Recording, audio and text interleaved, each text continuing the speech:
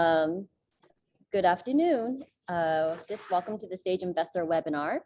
This is Jin, and I'm the co-founder of the Sage Investing Group, along with Maggie and Lana.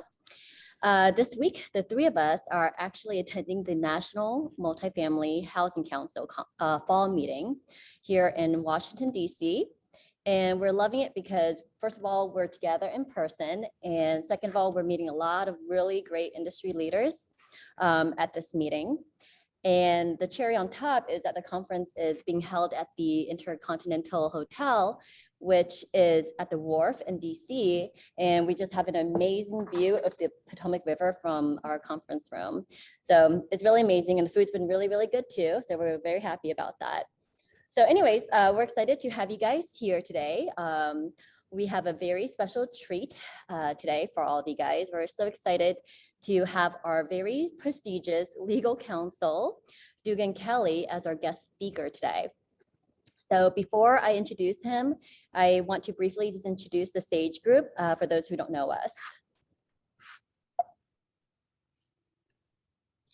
So the Sage Investing Group, the three of us, we all have a Big Four accounting background, which means that it is rooted in audit and risk management.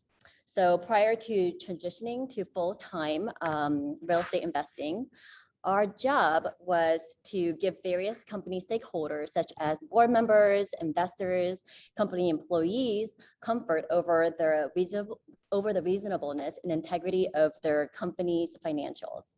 So today we leverage that combined 35 years of professional experience along with our real estate investing experience and thousands of hours underwriting multifamily deals to do what we do now in multifamily syndication. And that is we critically vet deals so that busy professionals, business owners like you guys can invest with greater confidence in these private investment opportunities.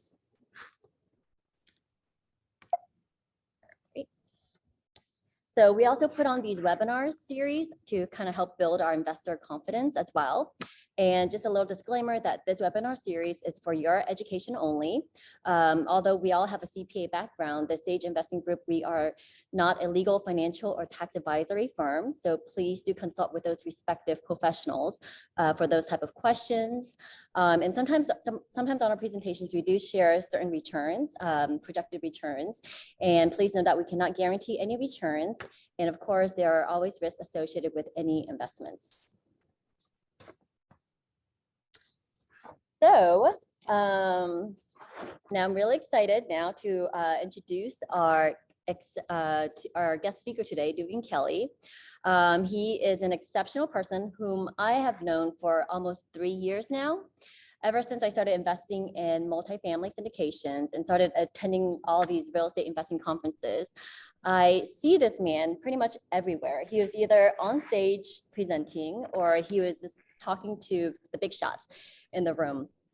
So from the start, I kind of had the inkling that he was kind of a big deal. Luckily for us, over time, the Sage Investing Group, the ladies and I, we got a chance to know him a lot better. And we also had a chance to meet his beautiful wife and his 3 kids and got to know them personally. We are so fortunate to call him our friend as well as our legal counsel. Dugan actually helped us form the Sage legal entity when we started. And he was also a huge help most recently in creating the private placement memorandum and helping us close on our most recent deal in Dothan, Alabama, which just happened last week. So Dugan, professionally, he is the co-founder of the Kelly Clark PC, which with principal offices in Prosper, Texas, and Santa Barbara, California. He chairs the firm's security and real estate practice group, assisting clients in all phases of multifamily, commercial, and residential acquisitions or sales.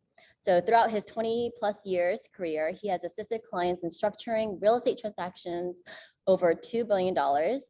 And Dugan also routinely advises real estate investors and other entrepreneurs about entity selection, corporate formation, risk assessment, and other transactional needs. He is a much sought after attorney by some of the most prominent investors in the business. So without further ado, I'd like to welcome Dugan. Welcome, Dugan. Thanks, Jen. Thank you very much. Let me Thank you see so much here. for taking the time to be here today. Absolutely, my pleasure.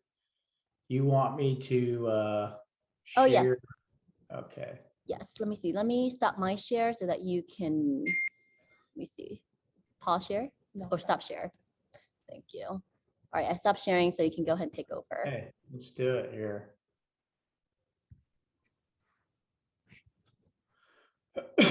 All right, you see that right there? Let's see here.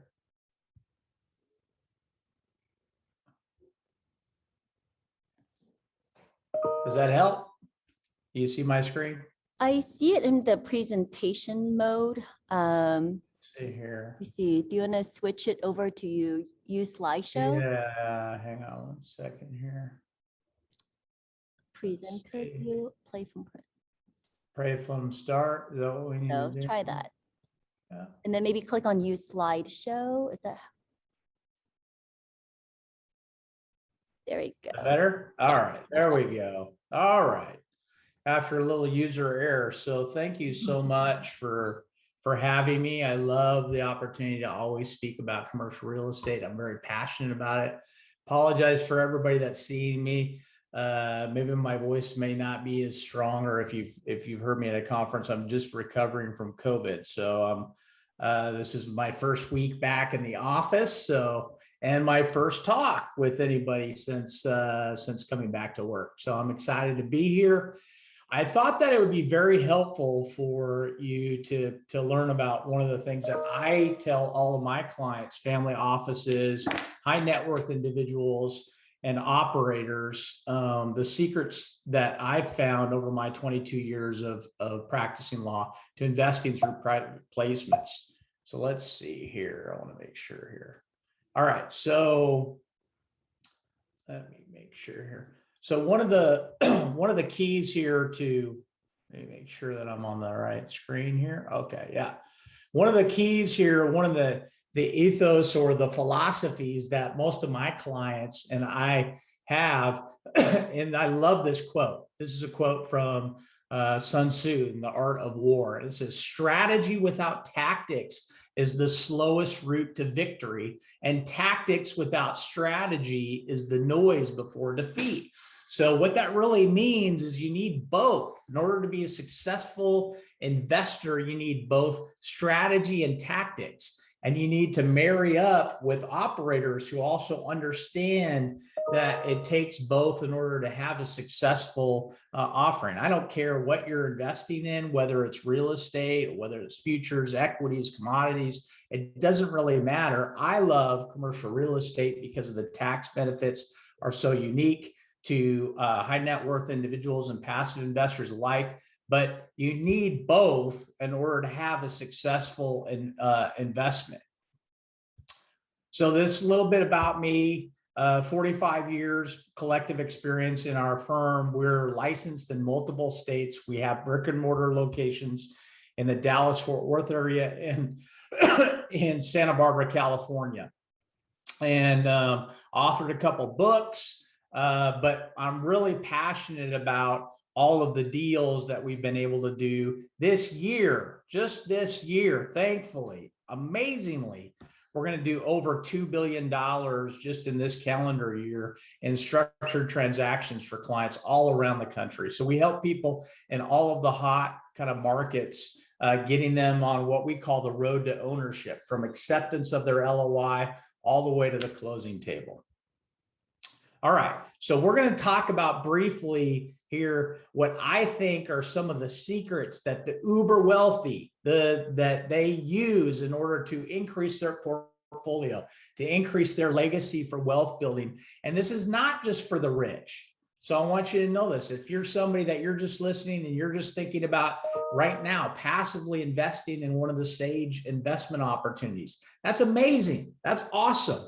We're so glad that you're here, because these strategies, these tactics, these secrets that you're going to learn, these are not just for the uber exclusive, the super wealthy or corporations. anybody can take advantage of these, and I encourage you to learn. So education is always the first key, the first fundamental building block for anybody to be successful, whether you're going to be a successful entrepreneur, investor, operator, syndicator. All those terms are often used interchangeably with one another, or a passive investor. Education and getting the education is key to your success. So we're going to talk about 2 primary strategies to build wealth and 2 effective tactics to implement these strategies. And then and you may have heard these in other places, or this may be the first time that you're ever hearing this. But if you've heard them in other places, it's always good to go back, right? So the rich, the uber wealthy rich, they always know what the back door is, right? To find out success, to reach that. So we're going to talk about some of those back doors for you to be able to walk through so that you can increase your net worth and your legacy building wealth for your family, or for those that you love and are vested in seeing their future succeed. So strategy. First of all, let's talk about definitions briefly. So what is a strategy? Well, it's a plan, right? So the strategy is a plan used to achieve long-term goals. It describes a pathway towards achieving the organizational's goals. It doesn't have to be an organization. It could be an individual as well, but you need to have an understanding kind of what that looks like. All right, now what's a tactic, right? So we know what that is. These are concrete actions, right? So the strategy is this long-term vision casting, this plan. Okay, we got a plan now. We know what we want.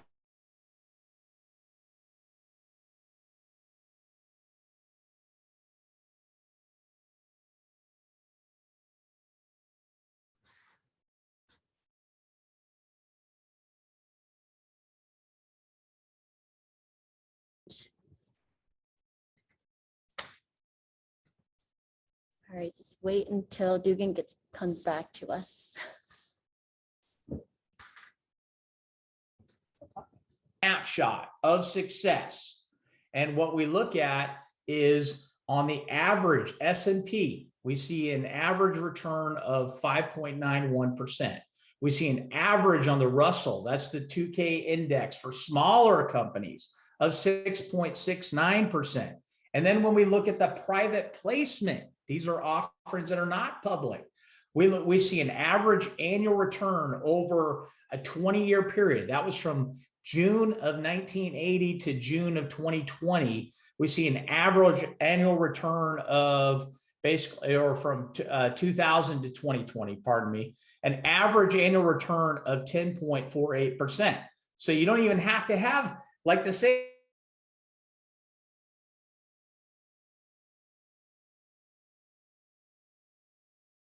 It's almost double. It's almost double the return when you invest in these private offerings. And so that's why we're excited about that. All right. We need tactic number 1. We need to understand the essentials, right? So when we talk about the tactic, the first tactic that we're going to talk about, we talk about the who, how, when, and repeat. The who, that's your team. These are your strategic partners. The underwriting, understanding what the underwriting is, who's putting together the capital, is there debt, who's going to asset manage this opportunity for you as the passive investor. That's the who, meaning really understand these sponsors. That's why I'm passionate about the Sage Investing Group. These ladies are amazing. They're way smarter than me. And the fact that they are able to put on opportunities like this for you to be able to invest in are great. So you need to understand when you're talking about the sponsors are the people that are putting the deals together. The how, you need to understand the structure. Often the structure in the private placement memorandum is, and all that means is that's a big complicated document that basically says, this is how we're going to sell a piece of a company to passive investors to generate returns. The returns are being generated by the income that's being generated by the assets that are owned. In the multifamily space, we're talking about rents, pet fees, all the revenue that goes into the operation of the property. That's what drives the returns to passive investors. That's the how. The when should you do this? So I talk to investors operators all the time saying, well, maybe there's a bubble, maybe I should stop, maybe I shouldn't invest or whatever. I can tell you right now that the uber wealthy, the most wealthy of my clients are not sitting around letting their money sit under their mattress or in a bank account somewhere. Their money is moving. You've heard that term, your money never sleeps. Well, this is very true for the uber wealthy. The uber wealthy don't just park their money in a savings account. You're not going to earn the type of returns that we just discussed, 10.5% or more on an annualized basis if your money is sitting in a bank account somewhere. Your bankers are actually investing your money into these types of opportunities and growing their own portfolio, their own wealth, and they're using your money to do that. So you should need to be smarter about this to be able to invest in private placement offerings to grow your own wealth. And then repeat. Don't just do it one. This is not a trick. This is not magic. This does not happen overnight. You need to be consistent. Prolonged, sustained investing is what you need to be thinking about. That's what the tactics that the uber wealthy employ. All right, let me see here. All right, so here's another quote from Robert Allen that I think is just so instrumental. It says, how many millionaires do you know who have become wealthy by investing in savings accounts? I rest my case. What? That's just crazy. When you get this concept in your mind and you start thinking about it, because as a young man, and I thought the American dream was be a doctor, be a lawyer, get a high paying job, accumulate wealth. I didn't really understand that when you got a lot of money and you just put it in a bank account, you're on a hamster wheel. You have to continue to earn that money in order to pay the bills because your money is basically sleeping. It's just sitting in that savings account. That's why you learn from extremely wealthy people that their money is always moving. It's always moving. All right, here's another one. Every person, this is from Theodore Roosevelt, one of the Rough Rider president, right? Every person who invests in well-selected real estate in a growing section of a prosperous community adopts the surest and safest method of becoming independent, for real estate is the basis of wealth. It was true over 100 years ago, and it's actually true today. They're not building any more of it. It's a finite resource. So if you can get an opportunity to invest in a private placement memorandum in connection with commercial real estate, that is one of the surest ways in which you can actually obtain some of these long-term goals that you're planning for your own future. All right, here's another one, right? It's not how much money you make, but how much money you keep, how hard it works for you, and how many generations you keep it for. This is Robert Kiyosaki, right? So again, this is just reinforcing, and you're seeing generations of different types of people, different industries. They're saying the same thing. They're saying the same thing to you. They're saying the same thing to me. And it is this fact that you need to be actively investing in other things. Let's see here. Oh, hang on one second here.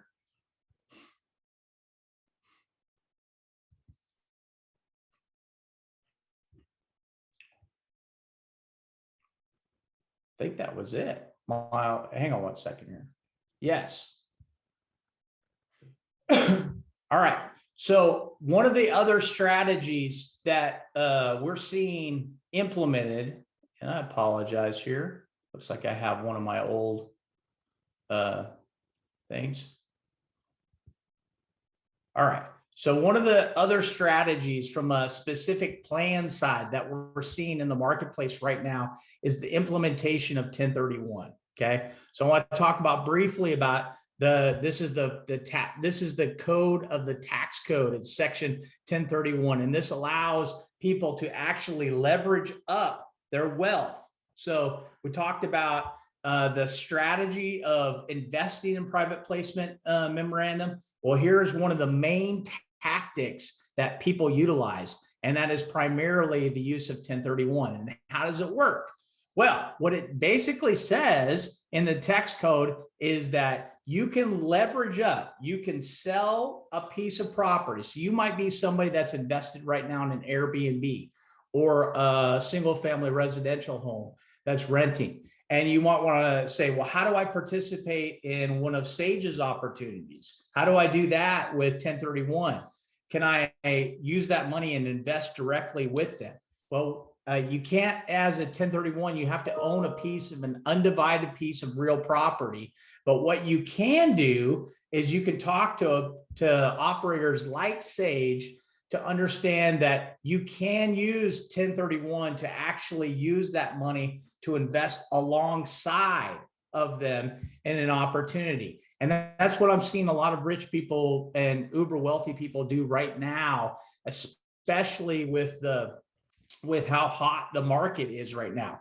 So if you have an opportunity to sell a single family residential home that you're renting, or an Airbnb, or you're in another investment opportunity, what you can do in order to leverage up is you could take that money and you can invest it alongside of a syndication in a commercial real estate opportunity. What does that do for you? Well, now most people, when they think about they own property in their own place in the country, this allows you to look at different markets, hotter markets. Maybe you live currently in California or the Northeast or the East Coast, somewhere where you might not see the type of returns that you can get in the South or the Southeast or the Carolinas, or places that are really hot.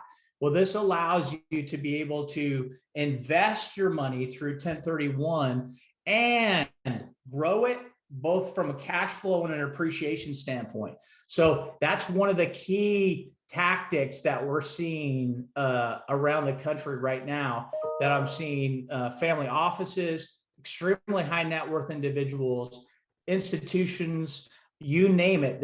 They are using 1031 of the tax code in order to defer capital gains or any taxes of any sort. Now, here's one of the best things. If you are very disciplined, extremely disciplined, you're going to follow this strategy, you can continue to leverage using 1031 into multiple opportunities. I have clients who have done this for generations.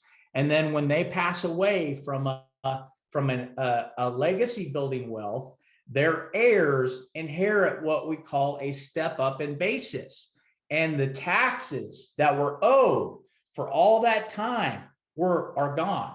They're totally wiped away. Now, this is not a tax waiver strategy.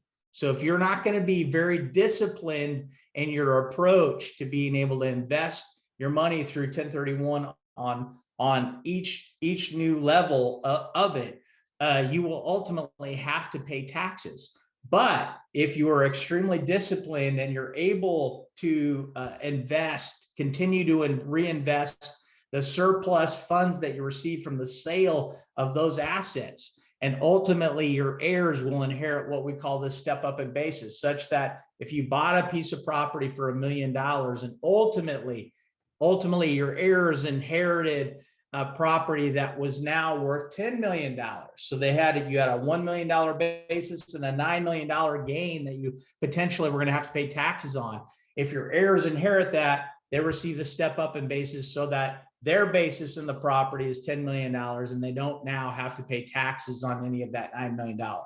That is a revolutionary principle that is being implemented by wealthy individuals, families for generations all around the United States. So that is the one tactic that I want you to get from this talk today.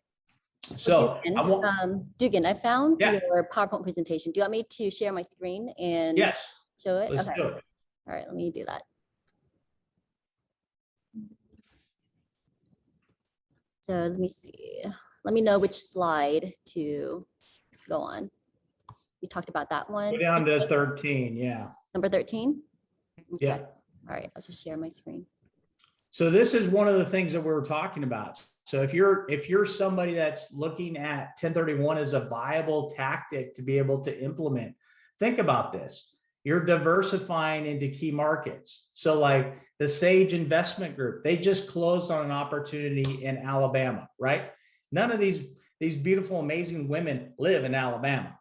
But the reality is they found an amazing opportunity in Alabama. And if you don't live in Alabama, there's nothing wrong with Alabama, but I don't live in Alabama. But if I found an opportunity where you can grow and you can achieve massive returns in a state where you don't live, that's why 1031 allows you to do that. You don't have to you don't need to qualify for financing. So this also gives you bonus street cred for future loans with Freddie and Fannie. It increases your buying power, and it's a passive investment, meaning the Sage Investment Group, they're going to asset manage that asset for you. And it dramatically decreases the risk and the stress associated from 1031. So I had lots of clients in California where we lived for a long time talk to me about, hey, now I'm going to sell this, and now I got to buy something else, but I got to buy something that I'm going to be able to manage because of all the stress associated with that. And they didn't really think about, how can I partner, even though the word partner, you don't really use that in the term of 1031, but how can I find somebody that can help me, help manage my money to a certain extent to help grow that? And that's one of the ways in which 1031 actually does that. So next slide. All right, so these are very easy rules for you to remember. All cash proceeds from the sale of the relinquished property, that's the property that you're selling, must be reinvested in the replacement property. That's going to be the apartment building, the multifamily building that you're going to want to come along and help invest in. The equal or greater replacement value, that just means that the purchase price of the property that you're buying, the apartment building, must be at least or more than the sales price of the relinquished property. Or guess what? Unfortunately, you're going to have to pay the taxes. And then this idea of, well, if my wife and I own it individually, we sell it, but we really want, for asset protection, we want to own it in an entity. We want to own our slice of the apartment building in an entity. Can we do that? And the answer is yes. The purchaser of the replacement property must be the same as the seller of the relinquished property. That just is the same taxpayer, or be a disregarded entity. And a limited liability company is treated for taxation purposes as a disregarded entity. So you can sell a property in your own name and then reinvest those same sale proceeds into an apartment building through an entity that you create. And that entity will be a disregarded entity. So therefore you get the asset protection benefits of investing through an entity, and you get the compliance factor of being able to be 1031 compliant. All right, these are a couple of the other rules, right? So in order to do the 1031, you have to use what's called a qualified intermediary. The qualified intermediary is an individual or an entity.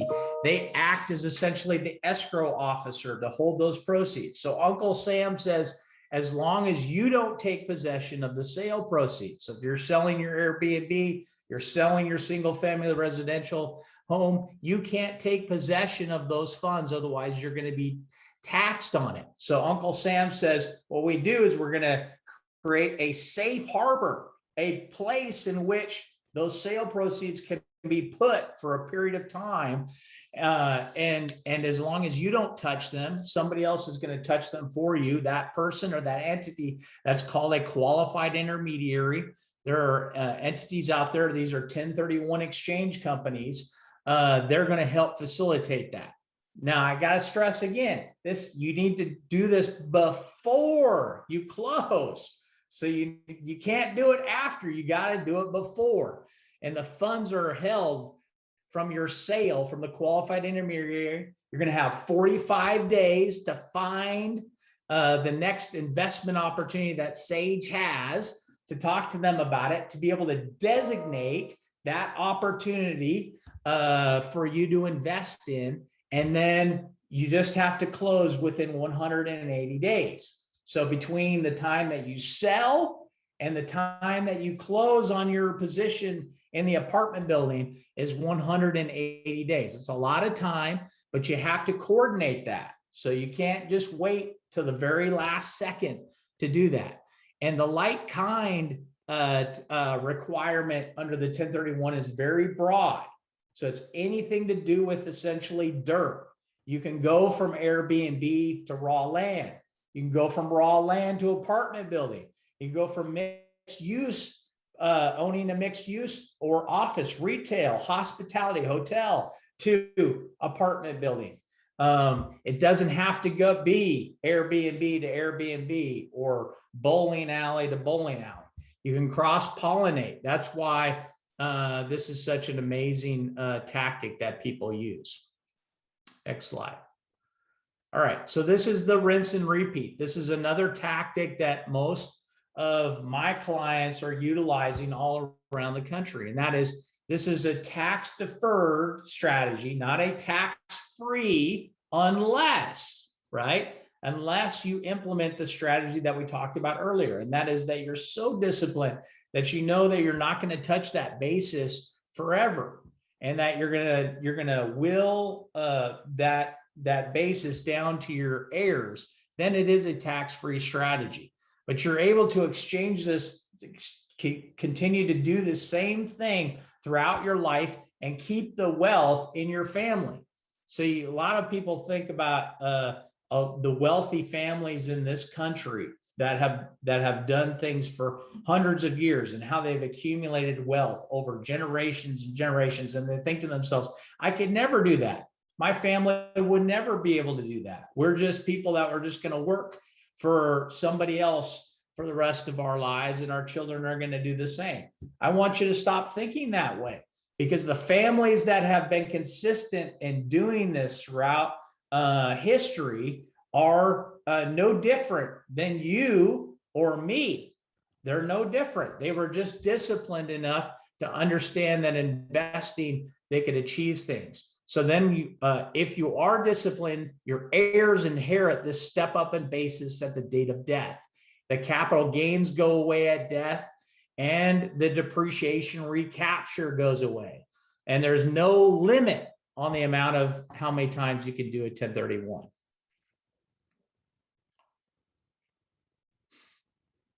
And then these are the quotes that we already discussed, but it reinforces this idea that the wealthy are implementing these exact strategies, in particular this 1031 strategy that we talked about, and the tactics that go along with it in order to increase their wealth exponentially.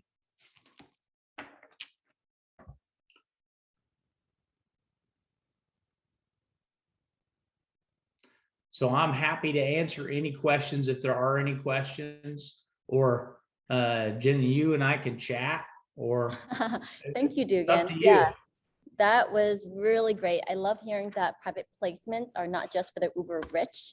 It gives us some hope that we can, the other people that we know can also participate in it. And so we're open to any questions. If you guys have them, go ahead and unmute yourself. I don't know if you can hear. Oh, Lana has a question. Yes. Can you hear her? Hi guys, can you hear me? I can. Hey, Lana. Hi. So I have a question. We have a couple of investors who if they created an entity together and used the entity to invest, the question comes up on, are they credited status, or how do they determine if they qualify as being credited? That's a great question. So the SEC recently expanded the definition of what it means to be an accredited investor for entities. And what they said is an entity can be accredited in multiple ways. Either an entity can be accredited in and of itself. If it owns $5 million or more in assets, then the entity is an accredited investor. Or we can look through the entity to see who the individual members or owners of that entity are, and if each of those individuals that own that entity are accredited investors in their own right, meaning that the typical definition is somebody whose net worth is north of $1 million, backing out the primary value of their residence, or somebody that has made consistently $200,000 in the last 2 taxable years, or $300,000 with their spouse combined, with the reasonable expectation of making that in this taxable year, they are an accredited investor. So there's 2 ways in which that entity could be an accredited investor. And that is either $5 million of assets, or the individual members themselves are accredited investors. Okay, so I have a follow-up question to that. In the second scenario where it's on the individual level, does it mean that each individual has to be accredited for the entity to be considered accredited, or is majority sufficient? It's each individual. Okay. All right. Thank you so much. Sorry. So for some of you guys who came in later, we're at a conference together, so it's kind of weird. The screens are a little bit off. But Maggie, do you want to say something? Yeah, I have a question for Dugan. So we do have quite a bit of investors that are foreign, so Canada. So they were wondering if they can invest with us, and what do they have to do? Yes, Uncle Sam loves foreign investment. So when we talk about foreign investment, we're just talking about people that weren't born in this country, or people that have a foreign entity from the UK, from China, from Canada, from all over the place, right? And Uncle Sam says that's fine. But what they do want is they want their fair share of taxes, right? So the reality is, if you're a foreign investor, or an investor that lives outside the United States, born outside the United States, and you want to either invest in commercial real estate opportunities here in the United States, or through an entity that you own that is not formed in the United States, prepare yourself that the CPA for the sponsors, the company that is being syndicated or run or operated, is going to withhold a portion of distributions until you've been able to demonstrate that you've paid your fair share of taxes to Uncle Sam. So in the United States. And so other than that, as long as it's not a sanctioned country that the United States is not currently doing business with, and there's only a very short list of those countries, you can invest in any opportunity, commercial opportunity, whatever. You might find some operators wanting you as a foreign investor to form a limited liability company or an entity in the United States itself. So that way it is treated already as a U.S. taxpayer, and they don't have to withhold a certain portion of distributions that would flow back to you. But that's something that you should discuss with the operator or the sponsor, the syndicator. Those terms are used interchangeably. That's something you should discuss with them when you're looking at opportunities, because you want to understand essentially what the tax obligations are going to be for you as a foreign investor, or investing through a foreign entity into an opportunity in the United States. Oftentimes, the depreciation benefits and the tax benefits that are going to flow to you, just like a US-based investor, that are going to flow to you as a foreign investor, are amazing enough to be able to offset any of the withholdings that potentially you would see, so that you're not really even going to feel any difference from a return perspective as a US-based investor. But obviously this is fact specific, deal specific, so each deal is slightly a little bit different, but those are some of the things that you would want to think about if you're a foreign investor. Thank you, Dugan. And Dawn has a question as well. Hi, Dugan. Hi, Jen. Hey, Dawn. Hey, Dawn. Hey, Maggie and Lana. I have a question about the 1031 into a new deal. It's my understanding, and correct me if I'm wrong, do all deals accept a 1031? I don't think they do. And how does someone find a opportunity, whether passive or GP role, where you Yeah. can 1031 into it. That Yeah. seems to be a hurdle right now for me. Yeah, that's a great question, Dawn. I get asked that a lot. So for years, the so-called gurus in the space basically were telling people, no, you can't invest into a multifamily opportunity. This is a syndication. And the reality is that just simply isn't true. So step one is finding operators, sponsors, and syndicators that understand that you can invest through 1031 alongside of a syndication. So whereas before the normal retail investor invests directly into the syndication, a 1031 party invests alongside of the syndication, and we create what's called a tenant in common structure, so that there are multiple co-owners of the same piece of property. This tenant in common structure is not a newfangled theory. It's been around for hundreds of years. We inherited it from our cousins across the pond in this country. And so there's a wealth of knowledge. Every agency lender and every bridge lender out there understands this structure. So you need to find operators, syndicators that understand that 1031 can exist alongside. So you have to find somebody that's willing and open to understand it and knows about it. And then when you invest into that, you're going to own your own undivided interest in the real property, just like the syndication owns it. And so your entity will be on deed. It will be on the conveyance and transfer documents. It will be right there. But that's the way that it's done right now. So of the $2 billion that I will push this year, over 400 million is dealing with multiple entities in this type of structure owning pieces of real property, a lot of them apartment buildings around the United States. But it's a very viable way in which men, women, husbands, wives can redeploy their capital into leveraging up into a better opportunity for more cash flow, more appreciation, potentially more tax benefits, to being able to do that. So I think it's a very interesting opportunity for people. Thanks. Thank you. And does that mean that the TIC that's created alongside would be part of that GP role then?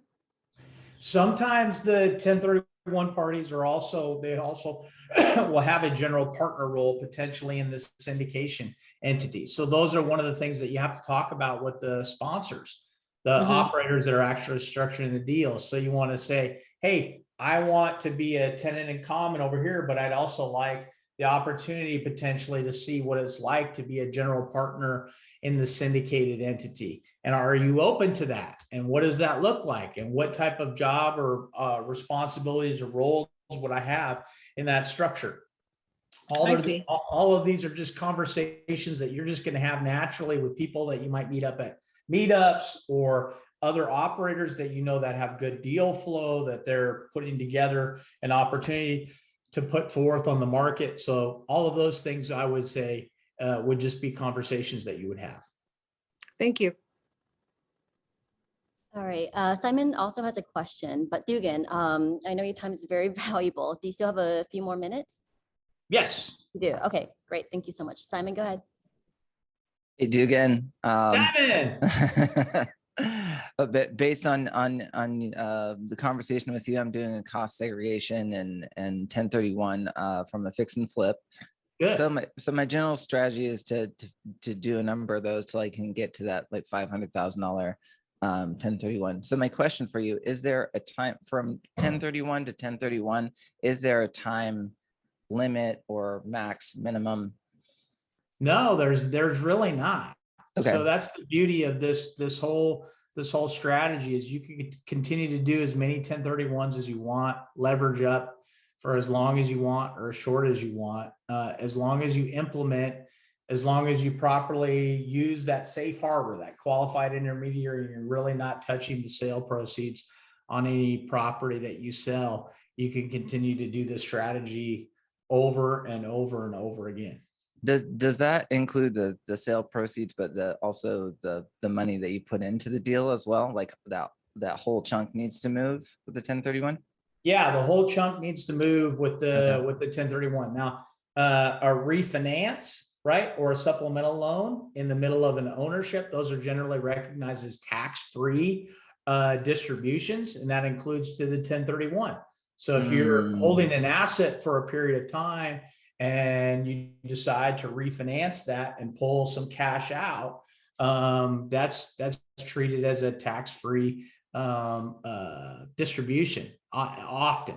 So the reality is you have multiple ways, but if you're trying to just grow your basis in the deal, meaning let's say you own a piece of property for $1 million and you continue to sell that property, 1031 into another property, 1031 into another property, such that you now have a $9 million gain that you're going to be taxed on if you touch those proceeds. You want to find ways in which to shelter those taxes. So you're either going to have to leverage up into another opportunity, or you're going to have sufficient capital to pay those taxes off, right? Or offsetting losses through depreciation, cost segregation studies, or anything like that in order to offset some of the obligations that you would have to pay taxes on that gain.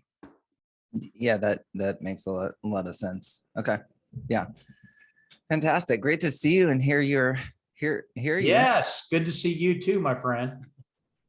All right, thank you so much, Dugan. I think that's all the questions. That was a lot more than I anticipated, but those are all very, very good questions. So thank you so much, everyone, for asking them. So if you guys, want to get in touch with Dugan, have more questions for him, you have a deal that you want to syndicate, or you want to form an entity, or anything related to any legal matters, Dugan, they can contact you at info@kellyclark.com. They can, absolutely. Okay. Great, thank you so much. So thank you so much again for your time, Dugan. We really appreciate it. We know how valuable your time is. You gave us so much of it today. So I love really y'all. appreciate it. Thank you very much. Congratulations on your new deal. It's amazing. Thank you. Thank you so much for all your help. Thank you. All right. See ya. All right. Thank you so much. Take care. Bye-bye.